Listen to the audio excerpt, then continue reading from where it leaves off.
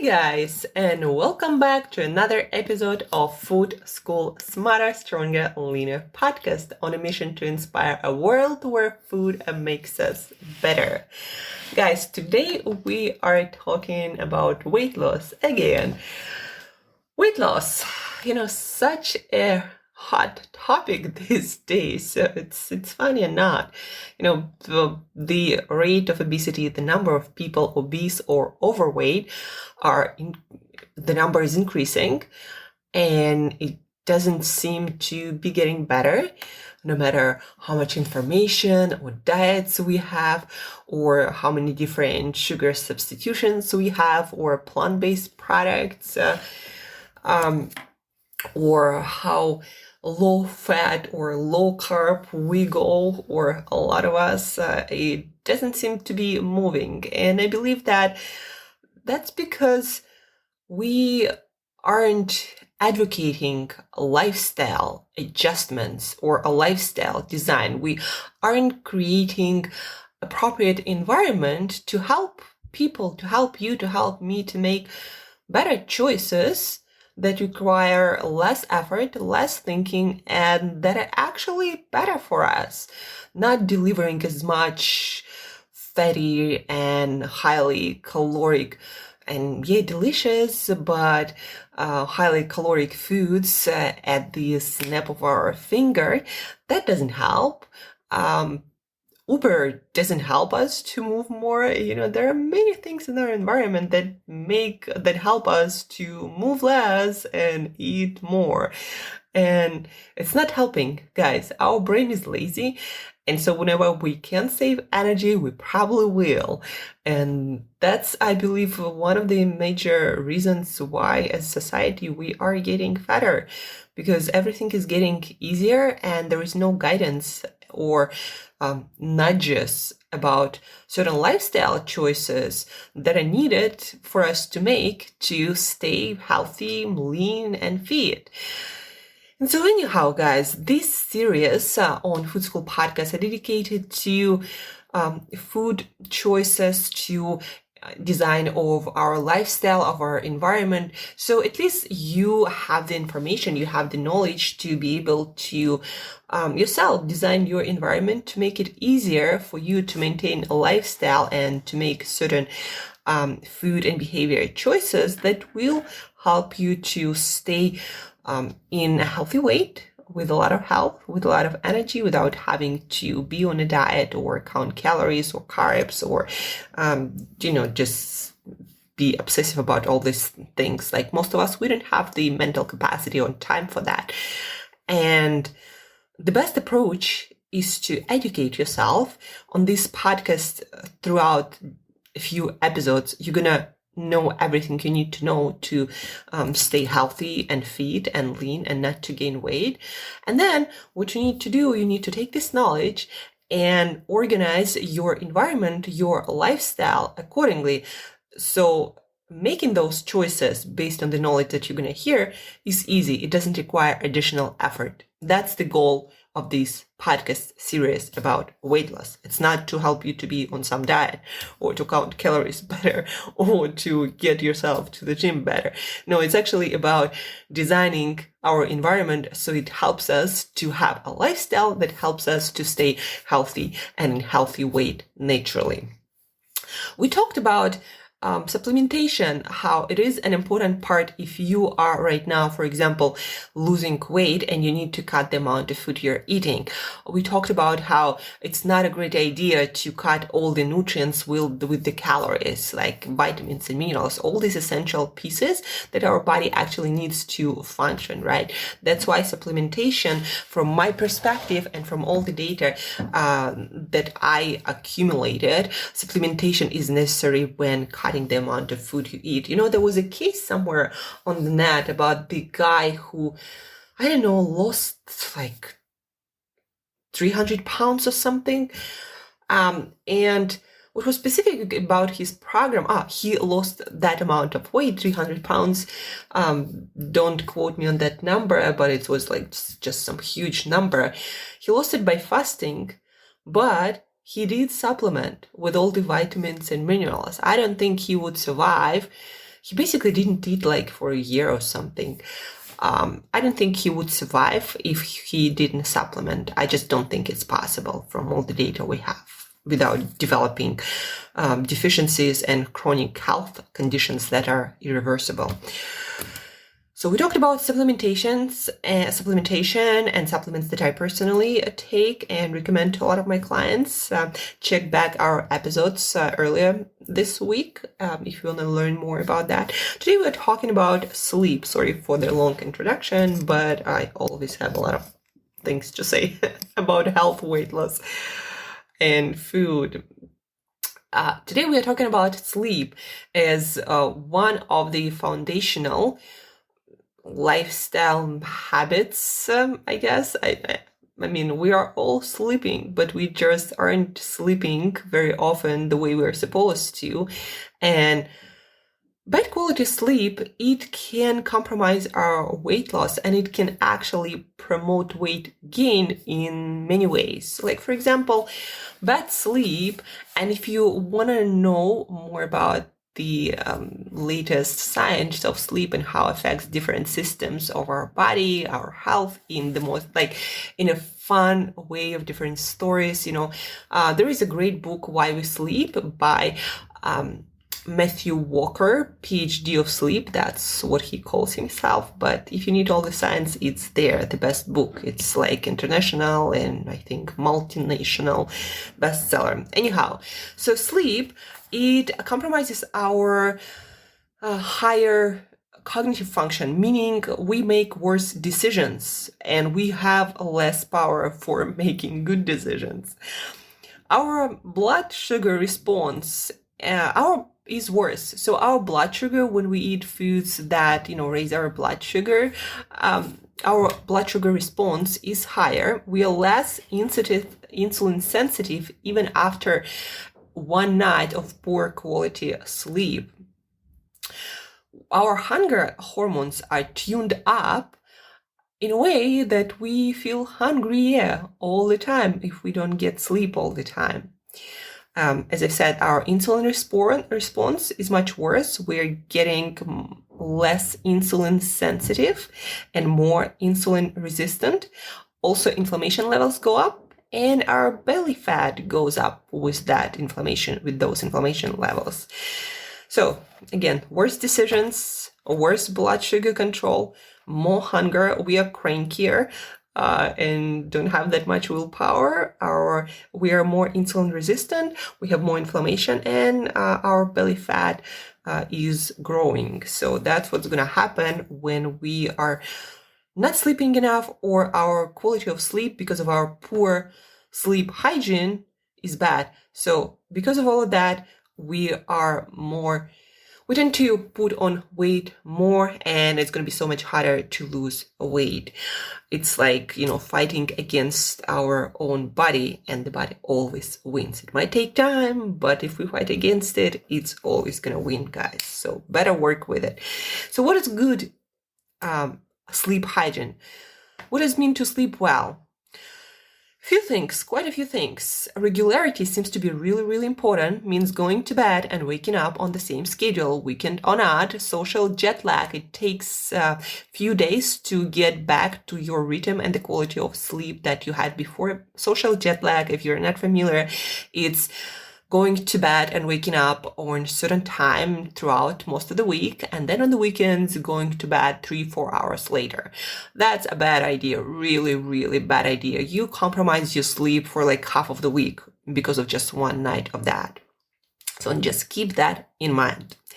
So same schedule is important, and the best case scenario is when your sleep schedule is designed according to your chronotype. Chronotype means what's the best time for you to wake up and go to bed naturally. Like if you don't use any alarms, if you don't use any stimulation late at night, like caffeine or social media or bright lights, etc. It's like, what is your natural rhythm? If you were in the middle of nowhere, when would you wake up and go to bed? Most people notice that they go to bed and wake up with the sun. So what's your rhythm? Do you know? Like, I know I'm an extreme lark. I wake up 4:30. That's like 4:30. That's my best time. And going to bed like 8 o'clock at night. That's my best time. What's your best time? And the more regular you can be with your sleep time, the better you're going to be. Then sleeping 7-8 hours a night. I sleep even more when I train a lot, when I learn a lot, when I have a lot of experiences, when I work a lot, mentally and physically throughout the day. And also studies confirm that, for example, professional athletes do need more sleep to recover. Also, teenagers do need more sleep when they grow. So sleep is very important. And so the more load you put onto your systems, physical and mental stress is one of them also, the more you sleep you require, not less, even though you might think that you just can't fall asleep or can't stay in bed for a long time, right? 7-8 hours, it's on average, but with more work, mental and physical, to recover, you might need more. Your room, where you sleep, very important. Dark, cool, and quiet. Those three things. Dark, cool, and quiet. So dark, blackout curtains, no light at all. No light blinking on your computers, your screens, anywhere. Nothing that your eyes or skin can detect. I always sleep with a good quality mask. Like, I have this brand, it's called Travel Blue. I buy only their mask. There actually in US, there are a couple of other brands that make these amazing cool masks that cover your eyes completely, that don't put pressure anywhere on your head. They don't squeeze anything, and they have this beautiful design that this mask gently sticks around your eyes, but where your actual eyelids are, there is no pressure. So these travel masks are my to-go mask. They sell them internationally, so very convenient every time I am at the airport. And if my mask is getting, old, then I'm getting a new one. So and why am I talking about masks? Because you don't always have blackout curtains, especially if you travel a lot, but you can always bring your mask. So do at least that. And a lot of hotels, by the way, guys, a travel tip. A lot of hotels these days, like better quality hotels, they would ask you, like, to tell them your preference about blackout curtains. So if you need those, just specify somewhere when you do the booking that you'd like blackout curtains. And very often they'll be able to accommodate you. Quiet. A room gotta be quiet. Close your windows. And for me, even things like air conditioner, that, noise that, they all make some noise. Some are really quiet, but most of them do make that noise. Even that will keep me sleeping not so well. So I turn them all off and I use my earplugs. Like, I don't travel anywhere. I don't go anywhere without my earplugs.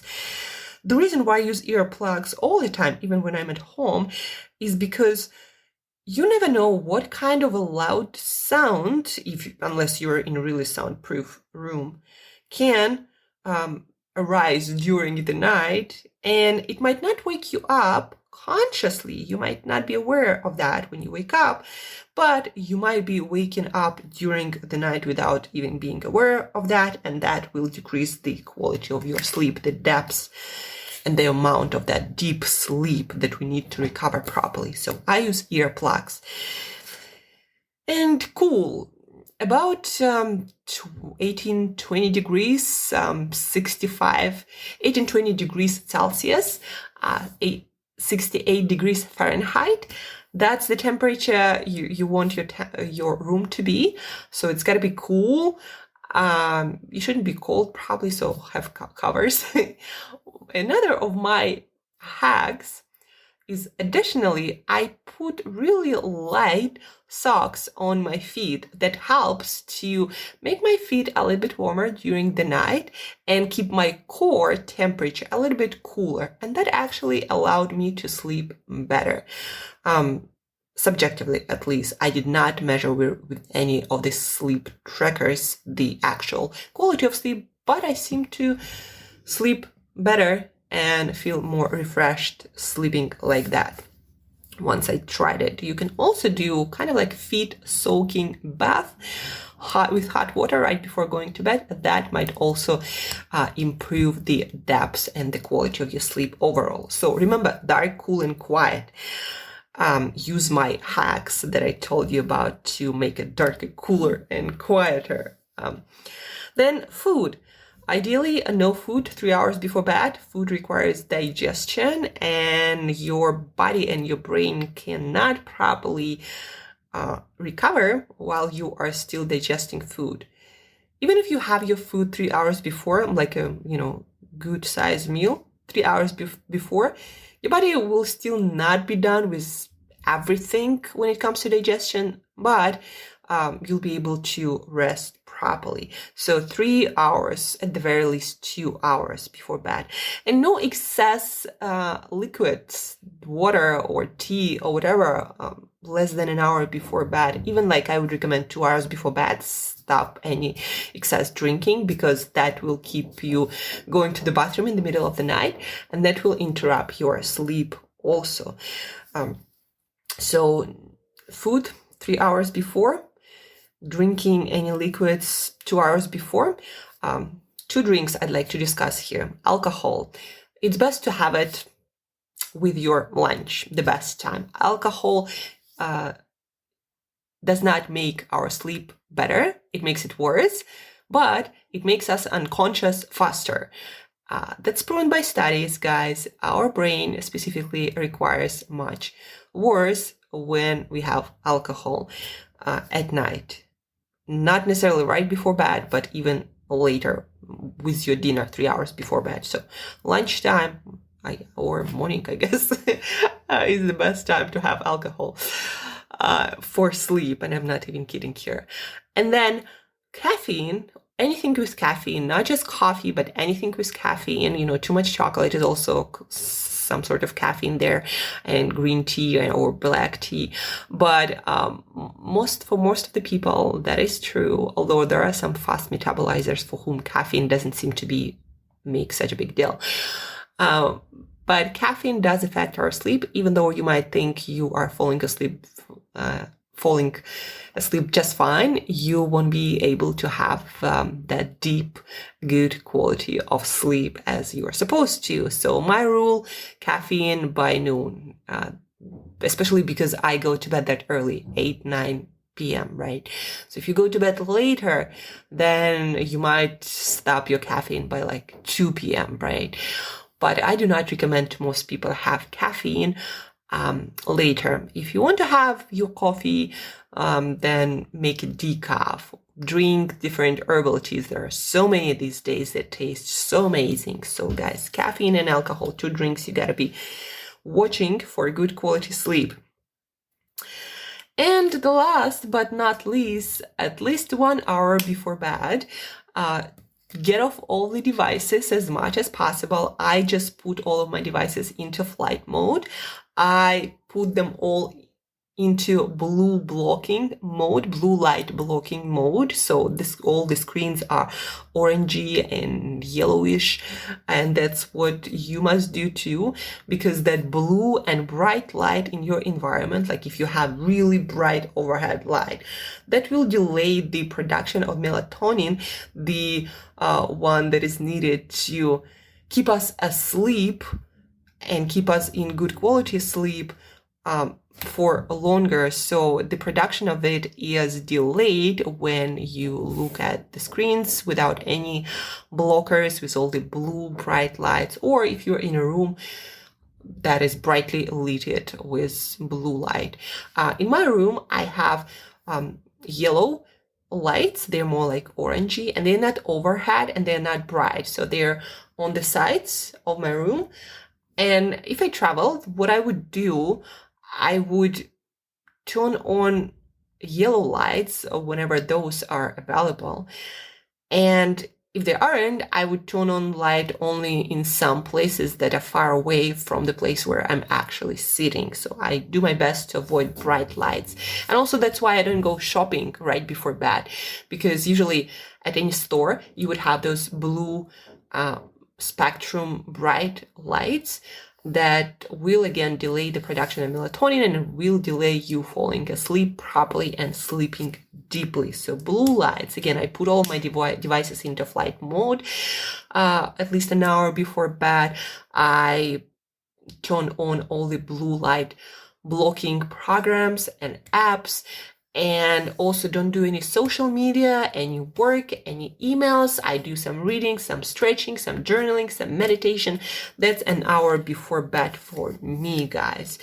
And that's kind of what they recommend to do, some sort of winding down activities like stretching. That also actually is proven to make our sleep better. So stretching, journaling, meditation, spending more quality time talking with your loved ones. That all is amazing. Maybe taking hot bath or that hot water feet soak to help you to sleep better.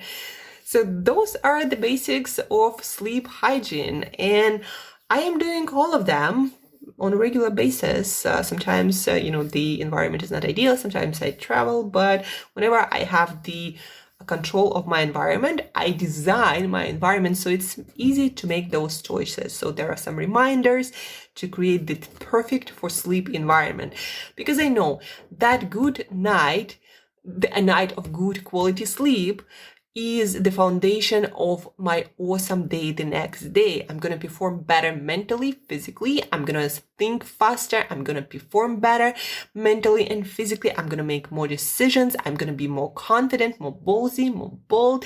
I'm going to be more positive and optimistic and creative. All of that happens with consistent, good quality sleep. And it is easier to stay leaner and lose weight. Scientifically proven, guys. So the basics, let's recap. Sleeping on the same schedule that is aligned with your chronotype, whether you are an early bird or a night owl. 7-8 hours when you train more and you have more stress in your life, mental and physical. You usually need to sleep more. The room gotta be dark, cool, and quiet. Use my hacks like good quality mask, earplugs, soaking your feet in hot water before going to bed, putting some light socks to further cool down your core temperature. Food 3 hours before bed. Excess drinking of liquids like water and herbal tea 2 hours before bed. Maybe some water 1 hour, but not too much. Caffeine by noon or by 2 p.m. If you go to bed a little bit later, for me it's by noon. The rest is decaf stuff and energy drinks, if you are drinking those, including, because most of them do contain a lot of caffeine. And alcohol also does not help with sleep. Best to be taken during lunch time, maybe like a glass of wine if you enjoy that one. And blue light, no bright light, no blue light, at least an hour before bed. And also no social media, no emails, no work.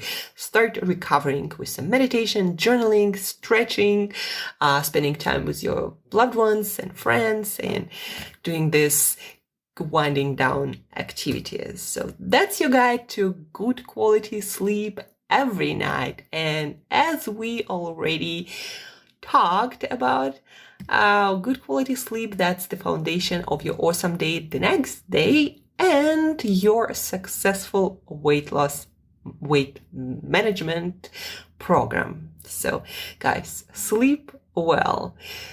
Thank you for tuning in. Don't forget to share this episode with one another person, and don't forget to teach these concepts, what you learned today, to another person, to understand it better, to practice it together, to motivate yourself to practice it. So teach it to someone, share this episode with someone who might be struggling with their sleep and weight loss journey. And guys, again, thank you. And till next time, not just eat better, but also sleep better.